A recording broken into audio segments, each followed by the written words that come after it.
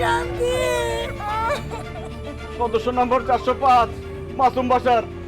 শান্তি আপা, উনি এইভাবে শুয়ে আছে কেন? আপনার আব্বার কি হয়েছে? স্যার আমার আব্বা নাই, আমার আব্বা মারা গেছে। আল্লাহ, আপনার আব্বা মারা গেছে। এখন আমার কিস্তির টাকার কি হবে স্যার? আরে সোজা হয়ে দাঁড়ান। একটা লোক মারা গেছে আর আপনি আছেন কিস্তির টাকা নিয়ে। মিস শান্তি, আপনার আব্বা কিভাবে মারা গেছে? সে মারা যায় নাই, তাকে মেরে ফেলা হয়েছে। কি বলতেছেন আপনি? আপনার আব্বারে মেরে ফেলছে? কে মেরে ফেলছে? কে আবার? আপনাকে কিস্তি স্যার মিজান আমার বাপরে মারছে। ও মাই গড, এটা আপনি কি বলতেছেন? মিজান সাহেব, আপনি কিস্তির টাকার জন্য একটা লোককে খুন করে ফেলছেন? স্যার কি বলতেছেন আপনি সব? আমি যেই পরিমাণ ভীতু, আমার গালে একটা মশা বসলে সেই মশা মারতে আমি ভয় পাই। আমি মানুষ মারবো কিভাবে? হেৎ, কি ধরনের কথা বলেন এসব? আপনার আব্বাকে আমি কিভাবে মারলাম? কেমনে মারলেন বুঝেন নাই? আপনি আল্লাহর 30টা দিন আই আমার বাপের কিস্তির টাকার লিগে প্রেসার দিতে। আপনি কত করে কইছি আমার বাপের লগে চুটপাট করে কথা কই না, আমার বাপের হাড়ের সমস্যা। আপনি শুনুন নাই, কোথাকুতি করছেন, প্রেসার দিয়ে গেছেন। আমার বাপে আপনার কিস্তির টাকার চিন্তায় চিন্তায় মরছে। আমার বাপের মৃত্যুর জন্য আপনি দায়ী। আপনার কিস্তির টাকার চিন্তা চিন্তা আমার বাপে হার্ট অ্যাটাক করে মরছে। আরে ভাইরে ভাই, ওটা তো আমার ডিউটি। আমি তো আমার ডিউটি পালন করতাম, বসের কথা শুনতাম। আমরা এত কিছু বুঝি না। আমার শ্বশুরের মৃত্যুর জন্য আপনি দায়ী। আপনার নামে আমরা মামলা করব, প্রয়োজনে আপনার ফাঁসিতে ঝুলামু। ভাইজান, ভাইজান আপনারা লাশ দাফনের ব্যবস্থা করেন। আমি থানায় যাইতেছি, আমি ওর নামে মামলা দিতে। আমার শ্বশুরে খুন করছে, আমি ওকে পুরো ব্যাংক সুদ দেখায় দেবো। যত টাকা খরচ হোক হবে, তবু আমার আব্বার খুনির ফাঁসি চাই, আমি এই বিচার চাই। স্যার আমার বাঁচান স্যার। ছাড়েন, আপনারা কেউ থানায় যাবেন না, প্লিজ প্লিজ, আপনারা কেউ থানায় যাবেন না।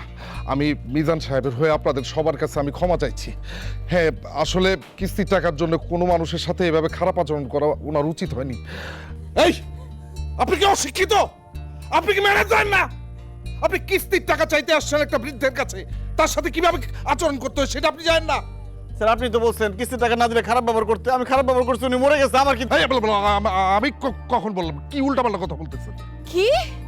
আমার আব্বার মৃত্যুর জন্য আপনিও দায়ী? তাইলে ভাইজান এর নামে আরেকটা মামলা দাও। প্লিজ আপনারা এইভাবে কথা বলবেন না। আমি একজন হার্টের রোগী। এইভাবে কথা বললে আমি যে কোনো টাইমে হার্ট অ্যাটাক করে ফেলতে পারি। মুরব্বী বয়স্ক মানুষ, ওনার বয়স হচ্ছে, উনি মারা গেছেন। আমি যত দূর জানি উনি একজন ভালো মানুষ ছিলেন। আমি ওনার মৃত্যুতে শোক প্রকাশ করতেছি। আমি নিজেও শোকাহত। আর উনি যে আমাদের ব্যাংকের কাছ থেকে যেই টাকা লোন নিয়েছেন সেই টাকা আমি মাফ করে দিলাম। আর আমার ভাই আর দুলাভাইটা? ওইগুলো আপাতত স্থগিত রাখা হলো। ওই ব্যাপারে পরবর্তীতে সিদ্ধান্ত নেওয়া হবে। মিজান সাহেব, লাশের সামনে এত কথা বলা উচিত না, চলেন। স্যার কিস্তির টাকাটা রাখেন, নিয়ে আপনি কিস্তির টাকা আগে যান, নিয়ে পালান। আসেন তো, আসেন।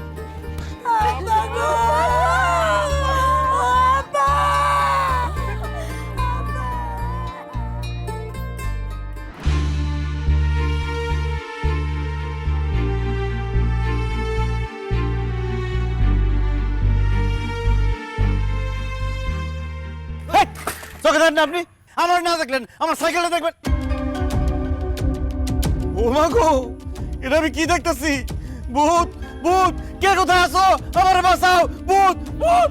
ও মা গো, আমি কি দেখতেছি? ভূত! আমারে মারেন না, আমার ছেড়ে দেন, আমার মারেন না। আরে স্যার, আপনি কি করতেছেন? আপনি আমার পা ধরছেন কেন? আমি আপনার মারুন না তো। আরে আমারে তো আপনি মারবেন। এই যে আমি কিস্তির টাকা চাইতাম, আপনার যন্ত্রণা করতাম, অত্যাচার করতে করতে আপনি হার্ট অ্যাটাক করে মরে গেছেন। এখন মইরা ভূত হয়ে আসছেন আমারে মারার জন্য। চাচা আমারে মারেন না চাচা। আমি অন্য বিয়ে শাদী করি নাই, জীবনটা উপভোগ করি নাই, আমারে মারেন না। ওরে স্যার, আমি আপনারে কেন মারবো? আমি তো আপনার থেকে পলায়ও বাঁচতে পারলাম না। আরে বলায় আমার হাত থেকে বাঁচতে পারলেন না মানে? এই, আপনি না মারা গেছেন? দেখছেন দেখছেন, মইরা যাইয়া মরার পরে আবার আপনার সাথে দেখা হয়ে গেল স্যার। ফাইজলামি করেন আমার সাথে।